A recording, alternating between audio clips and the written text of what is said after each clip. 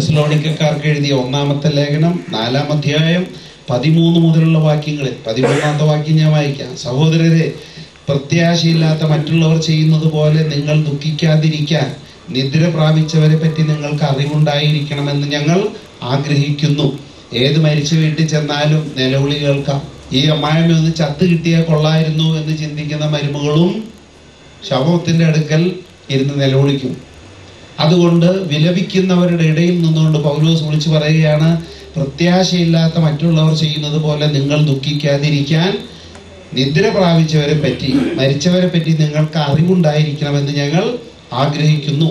14-ാമത്തെ വാക്യം, യേശു മരിക്കുകയും വീണ്ടും ഉയർക്കുകയും ചെയ്തു എന്ന് നാം വിശ്വസിക്കുന്നത് പോലെ ക്രിസ്തുവിൽ നിദ്ര പ്രാപിച്ചവരെ ദൈവം അവനോടുകൂടെ ഉയർപ്പിക്കും. 15-ാമത്തെ വാക്യം, കർത്താവിന്റെ പ്രത്യാഗമനം വരെ നമ്മിൽ ജീവനോടെ ഇരിക്കുന്നവർ നിദ്ര പ്രാപിച്ചവർക്ക് മുന്നിലായിരിക്കുകയില്ലെന്ന് കർത്താവിന്റെ വചനത്തെ ആധാരമാക്കി ഞങ്ങൾ പറയുന്നു. ഒരല്പം വ്യാഖ്യാനം ആവശ്യമുള്ള ഒരു വാക്യമാണത്. അതായത് കർത്താവിന്റെ വരവ് ഇപ്പോഴാണെന്ന് സങ്കല്പിക്കുക. 2 തരം ആളുകൾ ഉണ്ടാകും. 1, നമുക്ക് മുമ്പേ മരിച്ചുപോയവർ. 2, ജീവനോടെ ഇരിക്കുന്ന നാം. കർത്താവ് ഇപ്പോഴാണ് മധ്യാകാശത്തിൽ വരുന്നത് എങ്കിൽ ജീവനോടെ ഇരിക്കുന്ന നാം മരിച്ചവരെക്കാൾ മുമ്പന്മാർ ആവുകയില്ല എന്ന് കർത്താവിന്റെ വചനത്തെ ആസ്പദമാക്കി അപ്പോസ്തലൻ പറയുന്നു. പിന്നെ എന്ത് സംഭവിക്കും?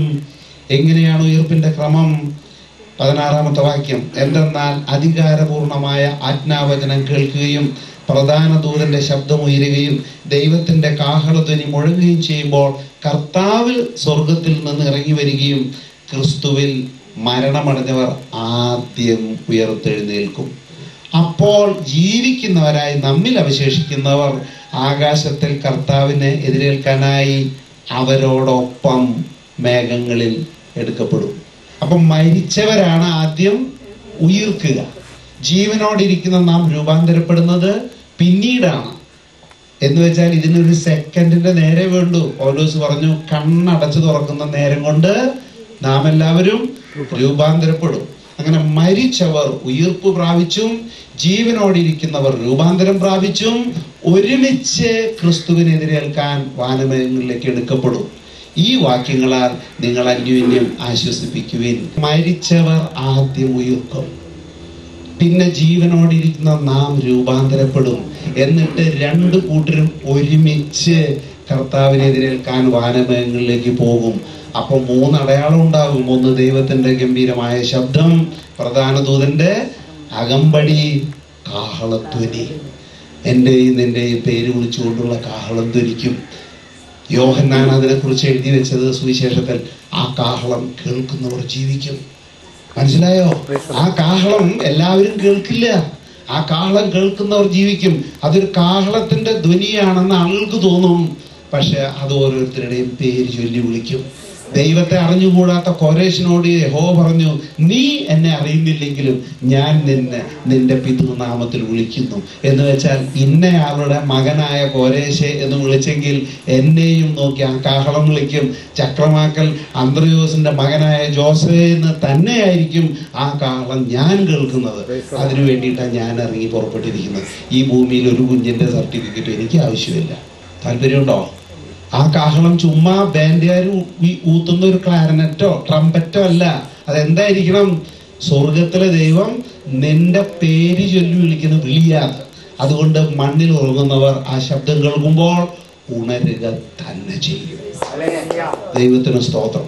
അപ്പൊ മരിച്ചവർ ഇപ്പോൾ എന്താ ചെയ്യുന്നത്?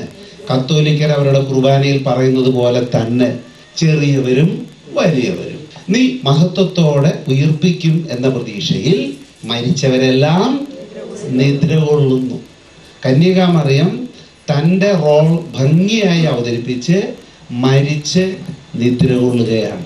ഒരു ദിവസം കർത്താവ് മധ്യാകാശത്തിൽ വരുമ്പോൾ എഴുന്നേൽക്കുന്നവരുടെ മുൻനിരയിൽ ഈ കന്യകാമറിയം ഉണ്ടാകുമെന്നും ഈ നല്ല അമ്മയെ മുഖത്തോട് മുഖം നോക്കി ദൈവസന്നിധിയിൽ ഒരുമിച്ച് നിന്ന് ഈ യഹോവയായ ദൈവത്തെ ഹല്ലേലൂയ പാടി സ്തുതിക്കുന്നവരുടെ കൂട്ടത്തിൽ ഞാനും ഉണ്ടാകും എന്നെനിക്കൊരു പ്രത്യാശയുണ്ട്.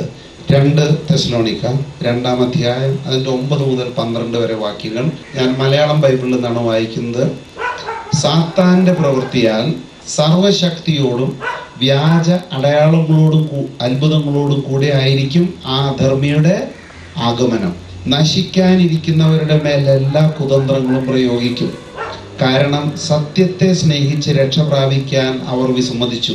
അതിനാൽ തെറ്റായത് ശരിയെന്ന് വിശ്വസിക്കേണ്ടതിന് ദൈവം അവരുടെ മേൽ ശക്തമായ മിഥ്യാബോധം അയക്കും. അങ്ങനെ സത്യത്തിൽ വിശ്വസിക്കാതെ അധർമ്മത്തിൽ സന്തോഷിച്ചവർ എല്ലാവരും ശിക്ഷിക്കപ്പെടും. എൻ്റെ അർത്ഥം ഇതാണ്, നാം പ്രാർത്ഥിക്കുന്ന ഓരോ പ്രാർത്ഥനയും അരൂപിയായ ദൈവം കേൾക്കുന്നത് പോലെ തന്നെ അരൂപിയായ സാത്താനും കേൾക്കുന്നുണ്ട്. ഈ കേൾക്കുന്ന പ്രാർത്ഥന നോക്കണേ, ദൈവസന്നിധിയിൽ ഉള്ളൊരു രംഗം നമുക്ക് മനസ്സിലൊന്ന് കാണാം. പിതാവായ ദൈവം സിംഹാസനത്തിൽ ഇരിക്കുന്നു. തൻ്റെ വലതുഭാഗത്ത് നമുക്ക് വേണ്ടി ജീവൻ ത്യജിച്ച ക്രിസ്തു യേശു നമുക്ക് വേണ്ടി മാധ്യസ്ഥം വഹിച്ചുകൊണ്ട് ഇരിക്കുന്നു. ഈ ദൈവം പിതാവായും പുത്രനായും നമ്മുടെ പ്രാർത്ഥന കേട്ടുകൊണ്ടിരിക്കും. അപ്പോൾ തന്നെ സാത്താനും നമ്മുടെ പ്രാർത്ഥന കേട്ടുകൊണ്ടിരിക്കുന്നു. ഇപ്പോൾ ഒരാൾ ഇങ്ങനെ പ്രാർത്ഥിക്കുകയാണ്, നന്മ നിറഞ്ഞ മറിയമേ നിനക്ക് സ്വസ്തി, നമുക്ക് ബാക്കിയുള്ളത് അറിയാമല്ലോ, പാപിയായ എനിക്ക് വേണ്ടി ഇപ്പോഴും എൻ്റെ മരണനേരത്തിലും തമ്പുരാനോട് അപേക്ഷിച്ചു കൊള്ളണമെന്ന് ഞാൻ മറിയത്തോട് പ്രാർത്ഥിക്കുന്നു. ഈ പ്രാർത്ഥന കേൾക്കുന്ന പിശാച് എന്നെ വഞ്ചിക്കാൻ വേണ്ടി അവൻ ഈ ഭൂമിയുടെ അധികാരിയായതുകൊണ്ട് ഞാൻ പ്രാർത്ഥിക്കുന്ന പ്രാർത്ഥന എനിക്കത് നടത്തി തരും. അത് വ്യാജമായ ഒരു അടയാളമാണ്, വ്യാജമായ ഒരു അത്ഭുതമാണെന്ന് അവിടെ എഴുതി വെച്ചിട്ടുണ്ട്. 9-ാമത്തെ വാക്യം ശ്രദ്ധിച്ചാൽ കാണാം, സാത്താന്റെ പ്രവൃത്തിയാൽ സർവശക്തിയോടും വ്യാജ അടയാളങ്ങളോടും അത്ഭുതങ്ങളോടും കൂടിയായിരിക്കും ആ അധർമ്മിയുടെ ആഗമനം. അപ്പൊ അത്ഭുതം പ്രവർത്തിക്കാൻ ദൈവത്തിന് മാത്രമേ കഴിയൂ എന്ന് ചിന്തിക്കരുത്. മോശ ചെയ്ത അടയാളങ്ങൾ അതേപടി മിസ്രൈമിലെ മന്ത്രവാദികൾ ആവർത്തിച്ചിട്ടുണ്ട്. ഇതൊക്കെ നമുക്കറിയാം. അപ്പൊ മറിയത്തോട് പ്രാർത്ഥിച്ചിട്ട് അനേകർ സാക്ഷ്യപ്പെടുത്തുന്ന ഒരു കാര്യമുണ്ട്, ഞങ്ങൾക്ക് വലിയ അത്ഭുതങ്ങളൊക്കെ കിട്ടി. ഗീർവർഗീസിനോട് പ്രാർത്ഥിച്ചിട്ട് വലിയ അത്ഭുതങ്ങൾ കിട്ടി, അന്തോണീസിനോട് പ്രാർത്ഥിച്ചിട്ട് ഞങ്ങൾക്ക് അനുഗ്രഹങ്ങൾ കിട്ടി. ശരിയാ, പക്ഷെ പ്രവർത്തിച്ചത് അന്തോണീസ് അല്ല, പിശാചാണെന്ന് അവർക്ക് മനസ്സിലാകുന്നില്ല. കാരണം ഗീർവർഗീസ് എന്ന് പറയുന്ന ഒരു പുണ്യവാളൻ ഇല്ല എന്ന് കത്തോലിക്ക സഭ പഠിപ്പിക്കുന്നു. ഒരു കാലത്ത് ഗീർവർഗീസ് ഉണ്ടെന്ന് പറഞ്ഞു, ഇപ്പം മാർപ്പാപ്പ പറയുന്ന ഗീർവർഗീസ് എന്ന് പറയുന്ന ഒരാളില്ല. അതുകൊണ്ട് ഫിലോമിനെയും ഗീർവർഗീസിനെയും പുണ്യാളന്മാരുടെ പട്ടികയിൽ നിന്ന് നീക്കി. 1967 23-ാം യോഹന്നാൻ മാർപ്പാപ്പയാണ് നീക്കിയത്. പക്ഷെ ഇന്നും അവർ ഗീർവർഗീസിനോട് പ്രാർത്ഥിക്കുന്നുണ്ട്, ഗീർവർഗീസ് അത്ഭുതം പ്രവർത്തിക്കുന്നുണ്ട്. അപ്പൊ ആ സഭയുടെ പരമാധികാരിയായ മാർപ്പാപ്പ പറയുന്ന അങ്ങനെ ഒരാളില്ല. പക്ഷെ അദ്ദേഹത്തിന്റെ പേരിൽ ഇപ്പോഴും ജനം അത്ഭുതങ്ങൾ പ്രാപിക്കുന്നുണ്ടെങ്കിൽ അതിന്റെ പുറകിലുള്ളതാരാ? അതാണ് പിശാച്. അവൻ സകല വ്യാജ അടയാളങ്ങളും പ്രവർത്തിക്കും. അതിന്റെ 10-ാമത്തെ വാക്യം കാണുന്നത്, നശിക്കാനിരിക്കുന്നവരുടെ മേൽ എല്ലാ കുതന്ത്രങ്ങളും പ്രയോഗിക്കും.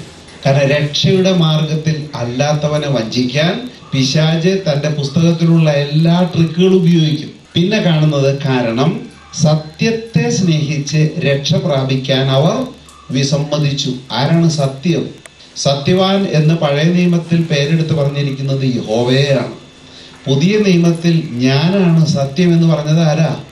കർത്താവായ യേശു ക്രിസ്തുവാ. അപ്പൊ പഴയ നിയമത്തിലെ സത്യവാൻ യഹോവയും പുതിയ നിയമത്തിലെ സത്യം എന്ന് പറയുന്നത് ക്രിസ്തുവുമാണ്. അപ്പൊ യേശു ക്രിസ്തുവിലൂടെ സകലരെയും അനുഗ്രഹിക്കാൻ നോക്കിയിരിക്കുന്ന യഹോവയായ ദൈവം തന്റെ പുത്രൻ അവർക്ക് വേണ്ടി ക്രൂശിൽ മരിക്കാൻ തയ്യാറായിട്ടും അവനോട് പ്രാർത്ഥിക്കാതെ മരിച്ചു മണ്ണായി കിടക്കുന്ന ഒരു വ്യക്തിയോട് പ്രാർത്ഥിക്കുമ്പോൾ ആ വ്യക്തി നശിച്ചു പോകണം എന്ന ഉദ്ദേശത്താൽ ദൈവം എന്ത് ചെയ്യുന്നു? തൊട്ട് താഴെ വായിക്കാം, 11-ാമത്തെ വാക്യം, അതിനാൽ തെറ്റായത് ശരിയെന്ന് വിശ്വസിക്കേണ്ടതിന് അവരുടെ മേൽ ദൈവം ശക്തമായ മിഥ്യാബോധം അയക്കും. അപ്പൊ മാതാവിനോട് പ്രാർത്ഥിക്കുന്ന, അന്തോണീസിനോട് പ്രാർത്ഥിക്കുന്നവരുടെ മേൽ പിശാച് വ്യാജമായ ഒരു അടയാളവും അത്ഭുതവും പ്രവർത്തിച്ച് അവനെ സന്തോഷിപ്പിക്കുമ്പോൾ ദൈവം എന്ത് ചെയ്യും? അത് തന്നെയാണ് സത്യമെന്ന് വിശ്വസിക്കാൻ ദൈവം ബോഷ്കിന്റെ ആത്മാവിനെ അവനയച്ചു കൊടുക്കും. അനന്തര ഫലം എന്താണ്? 12-ാമത്തെ വാക്യത്തിൽ പറയുന്നു, അങ്ങനെ സത്യത്തിൽ വിശ്വസിക്കാതെ അധർമ്മത്തിൽ സന്തോഷിച്ചവർ എല്ലാവരും ശിക്ഷിക്കപ്പെടും.